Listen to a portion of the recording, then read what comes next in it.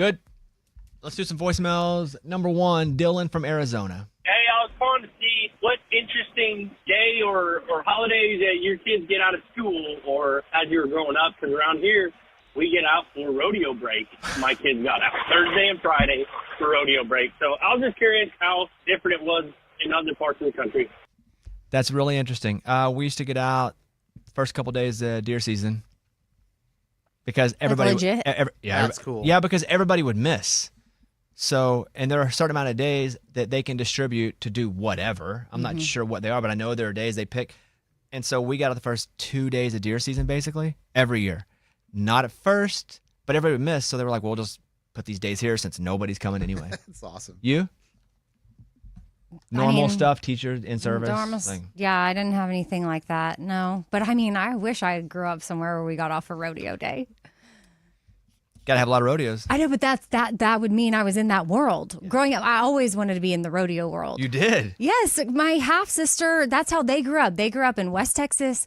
They would have rattlesnake roundup. They would do all the dances and show their animals. What did you want to do? I just wanted to have that life. I wanted to have a small town. I wanted to be in Future Farmers of America, but legit. No, but I mean in the rodeo. What was your event? What? Roping? No, I want to just be a part of it. I don't Barrel need to racing? be in the rodeo. Ooh. Mutton busting? I mean, well, that'd be if I was a kid, but yeah, if I was a rider, if I rode horses or something, but I don't have to be an athlete participating. I just want to be in it. You go to it, you do the dance, the concerts, but you're a part of it. You know everybody. Did you feel like Austin kind of, but not really, it was posery a little bit because it wasn't right in it? No, Austin had that. My sister would come to town for the Austin Livestock and Rodeo. She goes to Dallas, Fort Worth for that stuff. Now her kids do it. So my sister's still doing it, but that's their world. That's their life. They have trucks and they haul animals But I guess my point is, if you celebrated Rodeo Day, that would mean it would be all the time, or significant in the city. Austin, it really wasn't significant. It was kind of a thing coming through town. Right, but she would come to town for that sort of stuff. I mean, I'm sure some people in Austin were very involved in that, but I just didn't. I didn't get off school for it. Didn't live that life, but I always wanted it. Eddie? We didn't have a day that we always got off, but I'll never forget when Selena died. We all got the day off. That's a cultural day off. Yeah, that was a big deal down there. Morgan, what about Kansas? I don't think we had any specialty days. Shucking corn? No, there was no Shucking wheat day? season and this is happening. I don't think there was any of that, but to Eddie's point, I mean, I do remember 9/11, we got out of school. They released all of us. Yeah, we did too. I think 9/11 was a whole different. Sure. All of America did that. Let's do voicemail number 2. Good morning and howdy, Bobby Bones Show. Just wanted to comment on the howdy for the state thing for Arizona. It's actually a big deal here, especially in Pima County. The rodeo is a big deal out here. So the kids actually get Thursdays and Fridays off of school. It's such a big deal. So the kids can go to the parade, go to the rodeo. People from all over the world come and compete. So howdy is actually very appropriate for Arizona. God bless. 2 rodeo calls? And back to back, I didn't know that was going to do Howdy. that. Huh. Yeah, I don't know. Howdy to me, I don't live there though, and I said that because people in Arizona wanted howdy as the official greeting. I'm sure there is a selection of folks, but unfairly, I don't think of Arizona as a howdy state. I think of more cowboy hats as howdy, and I'm sure there are a lot of cowboys in Arizona for sure, ranches and everything. But I think of Arizona as a hey, what's up, normal, traditional greeting. But from being in Phoenix or Scottsdale or Tucson but I'm sure howdy works with a large collection of Arizonians. Scuba, is that what they're called, Arizonians? I honestly don't know. I just call them people from Arizona. It's got to have something. What do we think it is? I think it's Arizonians. Arizonians has a nice ring to it. It sounds cool. If Zoners? Zoners is even better. We should That just would make be it a better. thing. Yeah. Let's see. Is it Arizonians, Mike? Because that would be good if it was. Arizonans. Arizonans. Oh. I don't hate it. I don't know. Arizonians sounds like an alien. I like that, though. It feels more foreign, like they're from another planet. Let's go to number 3. I heard y'all talking about tipping. I do DoorDash. We only get $2 per order. It doesn't matter if it's going 5 miles, 10 miles, or 1 mile. That's how they pay us. You should let your listeners know that because I know a lot of people think we make all this money when we don't. We work for tips. Okay, so I don't want people to be confused here. She's not talking about the money they make for tips. I don't know what they make. They get $2 per order into DoorDash regardless, if it's a mile or 10 miles, and then that's why they depend on tipping. So she's not saying we only get $2 regardless of what you tip, because I think it could have been misconstrued as that. Yeah. So she's saying for every order, DoorDash pays us $2. That's it. And they rely on tipping to actually make their money. That's crazy. Because they're probably spending close to that in gas, just picking it up and going. Yeah. Make sense? Yep. Yeah. Did it sound like she was talking about tipping at first? Like that's what they make? No, but I'm just taking in that I didn't know what they actually made or how they got paid other than tips. So that is helpful to know. Ray, I hear you can't do Uber anymore. Yeah, my driver's license expired, so they said I had to redo all the documentation and submitting of forms, and I just decided the time has come that I think I'm done with Uber. I did a couple rides, made some fast cash from it. It was a good run, but I'm not going to renew any of my documents. How'd that work where they paid you? Is there a set rate for like this? Like it's just $5 every time, or does it matter how far you travel? Yeah, I think it did matter, but they were in Nashville. Every ride's pretty much the exact same distance, but it was 2 rides, 7 miles, and I got right around $1 a mile, so it was $14, and they paid me next day, straight to my bank account, no taxes. It's up to you to take out the taxes. Wait, you only did 2 Uber drives ever? Mm-hmm. I thought you did more than that. I thought you did at least a couple days. I wanted to. It would be a Friday night, and I'd look at my app, and there would be 20 people that wanted me, and it would show the prices, how much I can get for each one. And wife would always say, "Would you please just chill with me? You don't need a second job." And I was like, "All right." But it was You did tempting. all the work to do it just to drive twice? What's the work you had to do to be accepted? Oh, you got to submit your birth certificate, probably your driver's license, how you're a driver, your driver history. For 2 drives? You did all that and only did 2 drives? I wanted to do more. I really did, but it was on the weekends, and my wife wanted me to be off. I always feel like when I order Uber Eats, they for sure, if there's 2 people in the car, one of them ate my food a little bit. If there was anything open and there are 2 people, I don't always think that with one, but if there are 2, I think that for sure they've had a couple little bites. If there's anything loose. Like fries, I know they had a couple fries. Like I don't know, but I feel like they probably did. So like, how much is Uber? What is the caller? She was what? She worked for who? DoorDash. DoorDash. So there's the price of the food, right? Say it's like $15. Yes. And then what do they add? So there's a fee, a delivery fee, and she's saying that of the delivery fee, she's only getting $2 of it because the delivery fee can be anything from $3, $4, $5, $10. Okay. So there's a delivery fee, and they're taking her money out of the fee, and they're getting a significant part of the money too. Okay. And then the tip, I know on Uber Eats it says the tip fully goes to The driver. the person who's driving. I don't use DoorDash. I used to use it more. I just now dial into one, whichever one it was. I don't know why I settled on Uber Eats for now, because I just like to give it information so it can tell me what I like. Oh. So I don't think that one's better than the other because they've all been good. But for some reason, I settled on Uber Eats because they had more information. Because the more I order stuff at certain times, if I go back to it, it's like, this is your normal. You may also like this. Mm-hmm. I use both. If you do delivery or pickup, or when you're in, like, say you're at Chipotle, say you get a bowl, it's $10. But on the app, it's going to be 11 or 12. Sure. But that's sneaky because it's not part of your delivery price. It's just like everything's more expensive. But you may not realize. Like I didn't realize that was happening until. But does that extra money go to the restaurant or the DoorDash? I guess. I have been trying to limit my Uber Eating. I can get out of control with that. That's been the one thing I've really tried to. Well, because it's down on. awesome. You just click and so food shows up. I know. Yeah, no, it's like magic. Teenagers have this weird thing of like now they just want to, and my daughter and her friends, they work and they DoorDash something the other day, and I was, do you realize how much you just paid for this? Because she's paying for it. They paid for it with their own money, Got her it. and her friend works at Publix, and then Stashira has a job as well. But I was like, so how much you get paid at Publix? And she tells me per hour. And I'm like, what you just DoorDash some popcorn that took you 2 hours of work, like to pay for this microwave popcorn. Like y'all could have gotten in the car and driven to the store. What's her response? They just were like, yeah, well, it was worth it. We were really craving it and we didn't want to leave. And I'm like, Okay, wow. it's value. I know, but I was like, I just couldn't believe it. It's all priority. And so I know, and they had their own job. Like I would freak out if I was a parent and that was I saw a bill and I'm like, that's so irresponsible. I can't believe you just paid that much for popcorn when you could have. So, but I just did that with my kids and gas. Like they're just like, Dad, why do you always go like that way to get gas. I'm like, let me show you something. So I took him to, if I took a left out of my neighborhood and went like half a mile, the gas there was $3.50 a gallon. If I went to my right to another part of town for like same distance, it was $2.50 a gallon.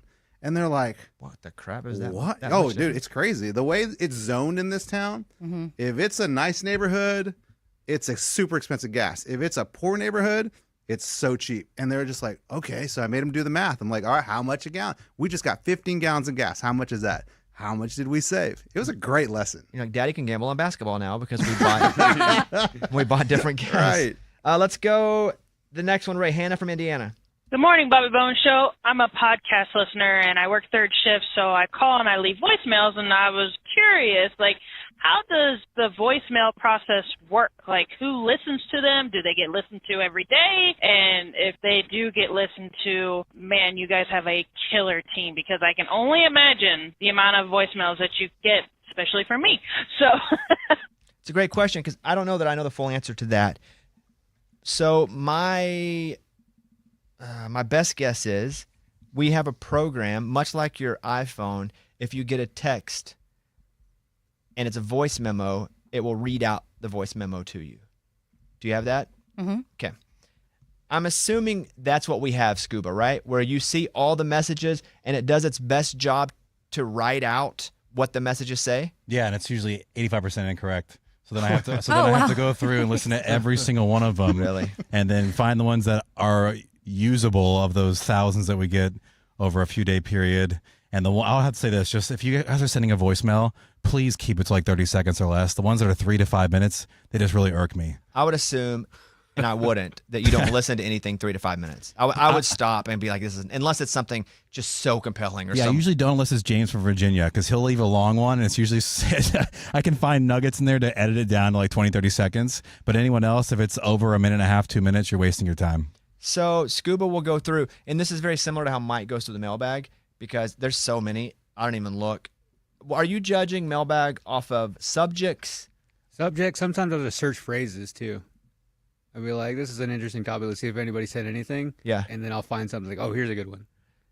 And you can't possibly read every one of them fully, right? No, it's impossible. There's thousands of emails in there. Yeah.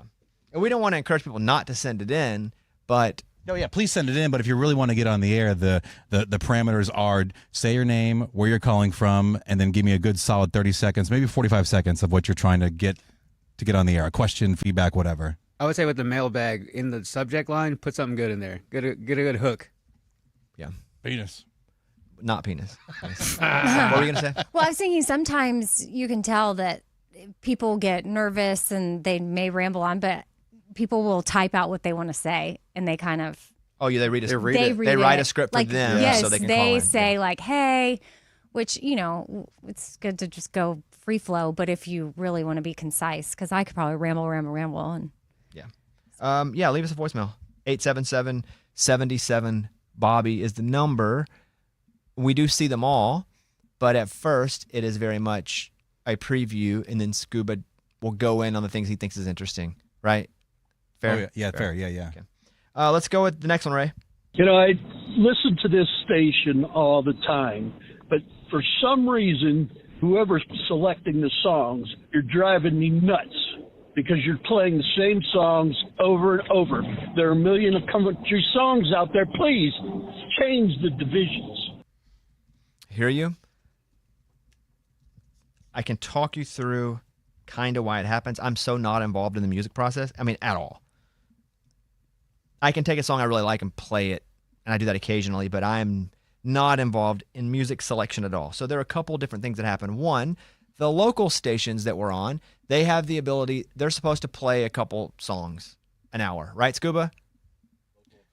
Yeah. Locally, they talking about with our affiliates. Yeah. Do they have a couple places they can play a song, right? There's a couple filler spots. Yes. Okay. So they could be playing the song, or because we're a national show and we don't play that much music, the only songs that you're going to hear on our show as scheduled by, I don't know, who does it, Gator? Yeah. Gator, not Rod? It's I think Rod approves it, but Gator schedules it. It's all and then McKitty, I think, puts it into the system. heavily researched, meaning they do these things online where they go, Listen to these songs. Tell us what you like. And that's really how they pick the songs. So nobody's sitting there, for the most part, just going, I like this song, let's play it. And on our show, on the national sections, they're picking the biggest 7 or 8 songs that are the big hits right then, or a song that is, quote, testing as a recurrent, like an older song from the 2000s, even the 90s, that's testing really high with the same audience. So you're going to hear that. Now, if you hear a new song twice, it means you've probably listened for 2 hours, or you've come back within the last 2 hours. Again, based on research, most people do not have the ability to listen for any more than like 12 minutes. So what they do as programmers, and this doesn't happen in the country world, it happens more in the pop world, but it does happen here. They will take a song and go, well, if the average person's only listening for 12 minutes, in 90 minutes, we'll play the biggest song again, because yes, there might be some burn with some people, but it will be better overall because there will be playing a massive hit for different audiences, and that's a better benefit than having the burn from that select few that are able to last for the 2 hours. So there's math there. Even with our segments, like if it's like a early segment that crushes, and I used to not do this, but we'll play it again 2.5 hours later, because the people that heard it at 5:30 are not going to be listening at 7:30. Now, as a podcast listener, you're never going to hear that, because unless there's a screw up, you won't hear that same segment doubled. But it's also why we do a lot of extra work on the podcast, where we do post shows. We do segments that are just on the podcast that don't go on the radio. So that is based on the amount of time someone listens to the radio through whatever research they have and they're doing. But I completely understand how that would be frustrating. Like I feel that. Also, for me, we don't listen to songs while we're here. If we do happen to play a song, we play like, if we do 2 or 3 an hour, if there's a song on, like I'm looking at notes, I'm talking with Mike, hey, hand me this, do you want to do this? We don't like jam music. Restroom break. Yeah, go to the bathroom, and then it's back in 3 minutes. So I got to hear you, and you're absolutely right for feeling that way, but know that you are an anomaly, someone who listens for that long. Or you could be someone who just comes back and hear the same thing. I hope I explained that in a way that made sense. Let's do Eduardo from Jacksonville, North Carolina. Hey, good morning, Bobby. Saw you on the post show giving out some shoes. Wear a size 10.5. Trying to see if I could maybe get those with your autographs. That'd be really dope, man. Appreciate everything you do. Peace out. I love that Pedro and Eduardo were the two guys. Pedro's not until tomorrow. Eduardo is get his number, Scuba. I got you. Yeah, and we'll put him on. Funny. All right, cool. Give me 1 second. You want to put him on right now? No. We'll let him play a game. We'll put it on later in the week. All right, let's do it. Yep. All right. There's that. See if there's anything else before we go. I mean, we could play. No, we're good. Ray, what do we got? Both parts. It's a great question. Are we long enough? 23. On both parts or just this part? 23 on this one. I think the first one was about 20, so we're good. Okay. Thank you guys. We're going to wrap up the post show for today, and then we will see you guys tomorrow.